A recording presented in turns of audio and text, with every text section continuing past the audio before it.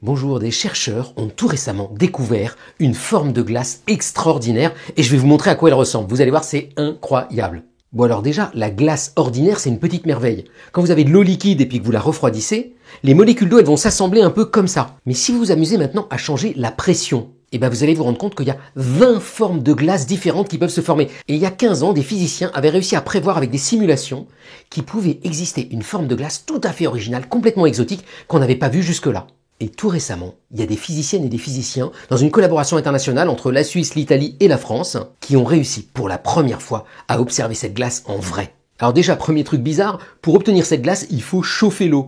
Il faut même la chauffer à plus de 220 degrés. Donc là, vous devez vous dire, bah non, au-delà de 220 degrés, l'eau, elle s'évapore, on voit bien ça dans une casserole. Sauf qu'en même temps, les chercheurs ont appliqué de la pression. Et pas qu'un peu, ils ont appliqué 50 000 bars, 50 000 fois la pression atmosphérique. Et cette glace qu'ils ont obtenue, elle a cette tête-là. Mais bon, le problème, c'est une fois qu'on a obtenu cette glace, comment est-ce qu'on fait pour aller voir ce qui se passe à l'intérieur au niveau des molécules? Et pour faire ça, les chercheurs ont été à Grenoble, à l'ILL, c'est un endroit où il y a des faisceaux de neutrons. Les neutrons, c'est des petites particules neutres qu'on va balancer sur l'échantillon et on va regarder comment ils rebondissent et puis comment ils perdent leur énergie pour reconstituer ce qui se passe à l'intérieur de l'échantillon. C'est une sorte de radio de l'échantillon et l'expérience, elle est hyper compliquée. Il faut appuyer, il faut chauffer, il faut mettre ça sous le faisceau de neutrons et il faut mesurer ça très délicatement dans plein de directions. Et si vous faites tout ça, quand l'eau est liquide, vous voyez ça. Mais dans cette nouvelle forme de glace, les chercheurs ont vu ça. En fait, dans cette glace, les molécules, elles sont bien organisées les unes à côté des autres, mais elles tournent sur elles-mêmes. Vous pouvez imaginer ça par exemple un peu comme un spectacle de derviche tourneur, vous savez, là, cette danse folklorique-là. Et donc les chercheurs lui ont donné un nom,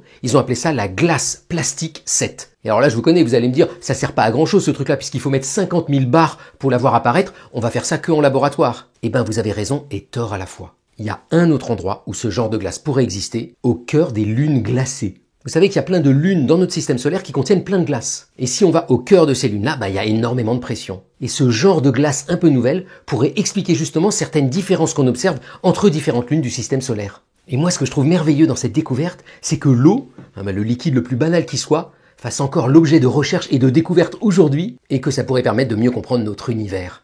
Bonne journée!